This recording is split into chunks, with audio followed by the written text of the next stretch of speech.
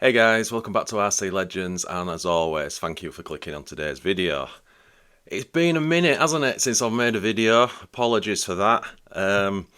But anyway, I'm back today, and I've got something that I'm pretty excited about building, to be honest. But before we get into this and the actual build, just a massive shout out and a big thank you to Lee at L&L Models in the UK. I'm sure most of you RC guys and girls out there know L&L Models. Yeah, Lee reached out to me, said would I be interested in getting a FAN RC Worlds graphite kit to build on the channel. I was obviously like, yes please. Now, I've got to be honest, I don't know a great deal about this. As you long-term viewers know, I've sort of been out of the hobby for probably the last 4 or 5 months. I've just not been doing it. But obviously on the groups, Facebook groups, whatever, I've been seeing this pop up. So I've got a very basic knowledge of it. So it's kind of cool that I'm going to build it now with no... I don't know what the wording is. I've got no like prejudgment on it. I'm just going to open it up and we're going to build it and see how it goes together. It's going to be kind of cool. But again, back to Lee at L&L Models. Just a massive thank you for doing this, because obviously you didn't have to do this. Obviously, as you can see, I've been putting pictures up of Lee's or L&L Models Facebook group. Obviously, they've got their website. I'll put all the links to this stuff in this video's description, so you just have to click on it and it'll take you to the relevant pages that you want to go on. I've also put a link to FAN RC's Facebook page as well, which is a pretty awesome page, to be honest. So yeah, this is the FAN RC Graphite Worlds, so it's a 2-wheel drive buggy. And that's about as much as I know, so it's just time for less talk. Let's get the screwdrivers out and let's get building this bad boy. Right, let's get into this. So I've got to say right off the bat, I'm a big fan of this box. Like, less is more kind of thing.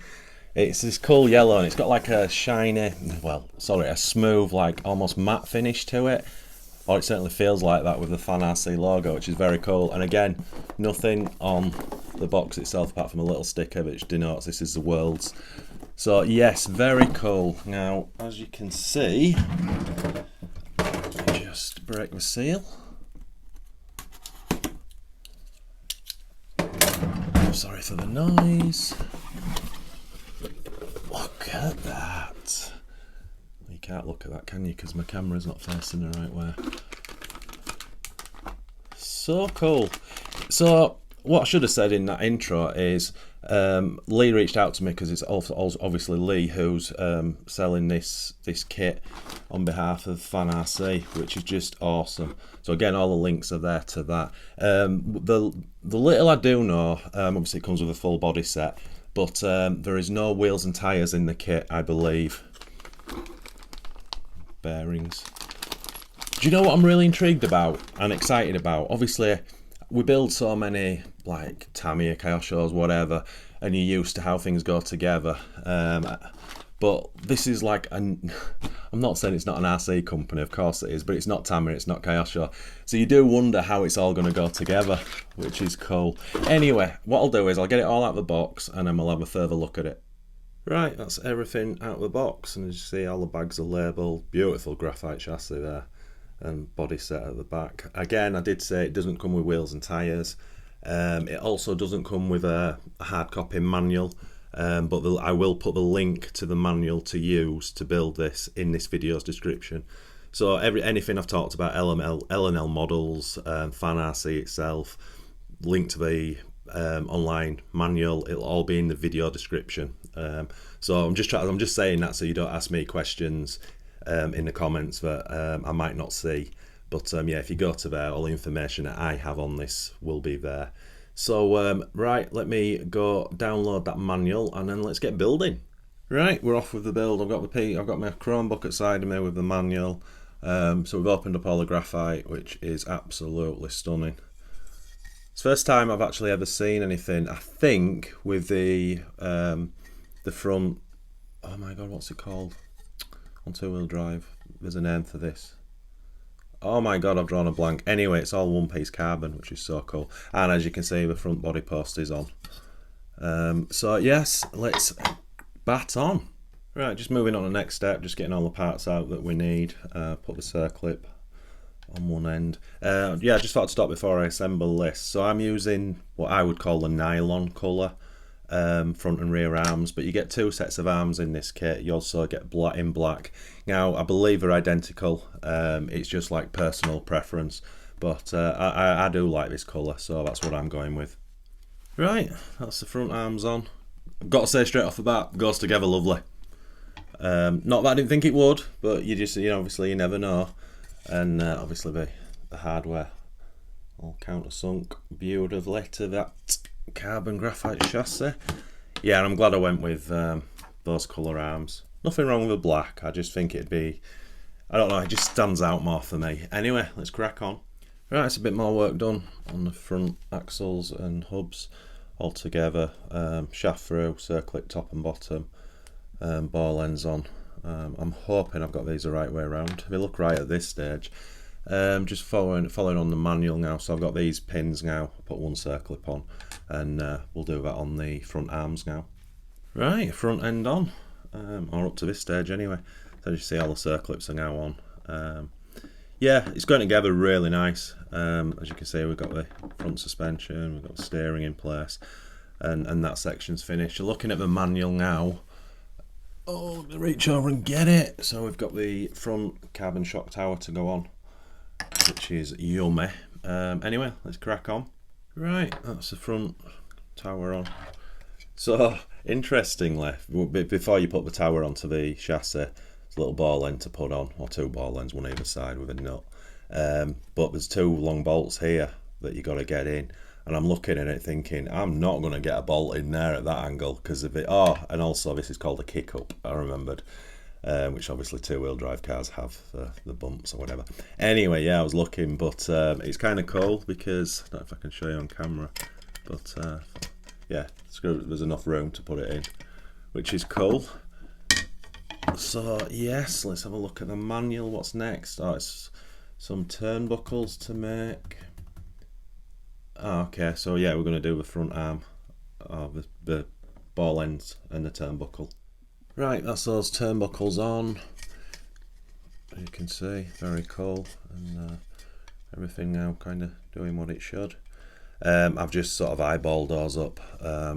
I kind of do the final adjustments when I have the wheels on and the stance is correct and what have you, as you all know. But yeah, that's cool. So, looking at the manual now, it's starting to do the servo saver and bell crank for the steering.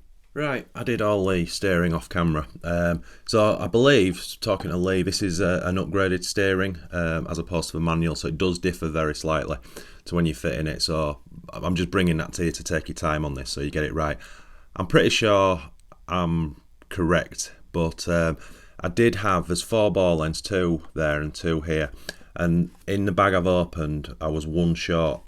Now, what I didn't want to do is open all the other bags up to find it. So just for now, I put one of my own on, but it is a slightly bigger ball end. So it's too tight a fit. But I've just put it on for now, and as I go through the bags as I continue. But as you can see, the centre turnbuckle and the 2 turnbuckles, outer turnbuckles are on, and there's 2 sets of bearings in either one. So that should be super smooth, but on mine right now it's not. But obviously you get the gist of how it works. But yeah, it's just binding on this one. But again, that's a very easy fix when I find it. But yeah, I'm liking this. It's very cool to put together. Very cool indeed. Right, let's move on to the next bit.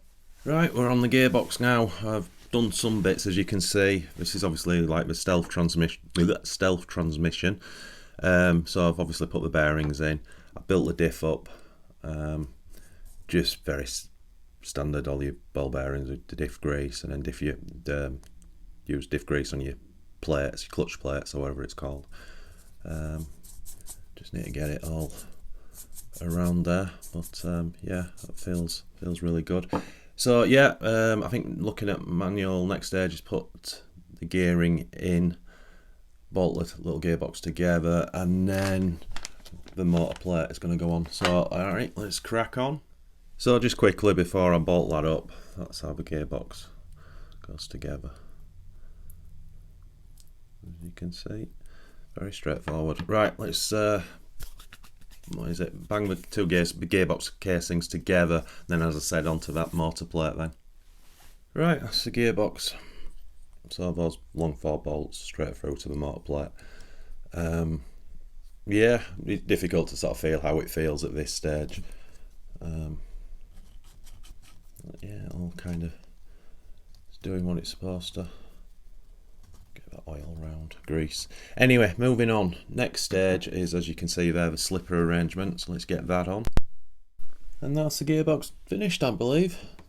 Very cool. Goes together really well. Obviously, slipper clutches there now. Yeah, feels great at this stage. Everything's moving as it should be. Looks like that's the keep saying I've got to get that grease around, but anyway, stop playing, Gleneth. Right, let's move on to the next stage. Right, more progress. Yeah, very cool. So we've got the whole back end bolted down now.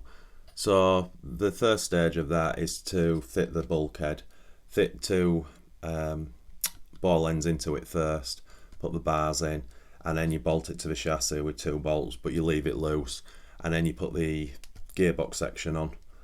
Now that's 4 bolts underneath, the smaller ones, but again you leave that loose. And then you got this little sexy carbon top plate here with obviously got to put the rear body mount on, and then you tighten those 4 bolts up first, and then you go back and you tighten those 6 up.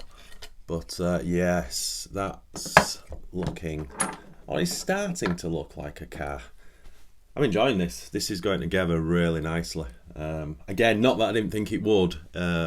Again, I'm probably getting excited because I've not built anything for a while, and I'm just really enjoying it. Anyway, let's bat on. I believe it's the rear arms next. Right, some more progress. So that's the rear arms on, but obviously that begins with the blocks, which I had to bolt down to the chassis, and then I've just put the linchpins on with a circlip or E-clip, whatever you call it, on either side. Oh, I'm loving this build, really am. Right, let's crack on. Right, that's the rear end, pretty much done. Turnbuckles measured out, well, I'm saying measured, they're visually close, but obviously, again, once it's set up, or once it's got the wheels on, stance is correct, and I'll have a look at it, redo the turnbuckles if I have to. But yeah, you get the idea. And I'd say full bearings, unis. It's awesome. I love how it looks. It's very, very cool. I've just remembered that steering's tight, so I've got a couple of ball ends here. I might have to swap them out at some point and get them fitted. But yeah, that's where we're up to. An absolute joy to put together this thing. Yeah, big fan of this. Right, moving on. I think it's the shocks next, I think. Right, some little time on, and I've got the shocks made. Now, I have not put oil in these. These are just a dry build, hence the noise. But I think I've got that right. It comes with some different bottoms, but I just jumped on at the FAN RC page of pictures of a built one, because it has these sort of chunky shock collar bottoms. But yeah, on the picture they had all 4 on instead of these ones, so you kind of get the gist. But again, this is all things I'll revisit later down the line. And today I just want to sort of get it built. And I should have also said, like, it might need shimming in places, but I won't know that until it's finished, and I'll see what I'm left with, and we'll see where the play is, if there is any. So yeah, if you're thinking, I wonder why he's bypassed that, yeah, I'm just wanting to get it built, and then we'll go on from there. Anyway, next up is rear carbon shock tower. Right, latest progress. So as you can see, shocks are on. Again, no oil, but you get the gist of it. Things could be in the wrong holes. I'm aware of that. I actually think I should have used longer screws on those shocks, which I use shorter. So yeah, I need to change those screws out for longer ones. probably put the shorter ones on the front actually, because you can see it sticking out. But yeah, that's the fronts. Very cool. Oh, and I also got the I'm going to show you this on camera, the turnbuckle changed over, so now steering's free as you like. It's probably easier if I do that, but you get the gist of the steering. Very smooth. Again, 4 bearings in those steering, whatever they're called, bell cranks I think it is. It's a really good looking thing, isn't it? Very, very good looking thing. So yeah, let's crack on. I'm not too sure, I'm just looking at the manual. Shocks, and then it's motor installation, which we're not obviously doing at this stage. Next page is, so it's the cover, gear cover. Anyway, I'll just start following instructions and we'll keep adding. Right, I think I've got the majority of that finished now. What to show you? So the wing mount spring, I've just put the wing mount, whatever you call them. Oh my god, it's been a long day, sorry. The wing mount mounts, so they're in position. I've put the rear gearbox or motor protector on. What else is obviously now we've got the front battery box with this lovely carbon brace, aerial mount, not that we need that. Servo mounts are in. I think that's pretty much everything I've done. Now I've put all the bits away that are left over, but just so you're aware, the front bearings come with the kit and wheel nuts and what have you, pins. And I keep saying obviously, I've not made that turnbuckle up for the servo. I've not put that ball end in, but that's something I'll do at a later date. But yeah, that was an incredibly enjoyable build, and I'm not just saying that. That was really, really enjoyable. That's a really good looking piece of kit, isn't it? I'm glad I went with this colour arms instead of the black. I just think it pops more as a chassis. But yeah, really nice. Anyway, let's just get some wheels on it and see what it looks like off the ground. And she's done. Now, I did say I was going to put wheels on it and that, and I started figuring out what I was going to put on it. And then I was like, no, let's just hold that. This video was only about building the kit itself. Because I need to go away and think about how I'm going to finish this. Now, obviously, it's got the lovely body set in there to use, but when Lee first contacted me, I've always wanted to use, back in the day, you know, Parma. Parma did sort of vintage, I wasn't vintage at the time, I did body shells, and they did one for called the Eagle, and it'll fit this car, and I love it. People use the Parma Eagle on the Tamiya Fox as well, and it looks great.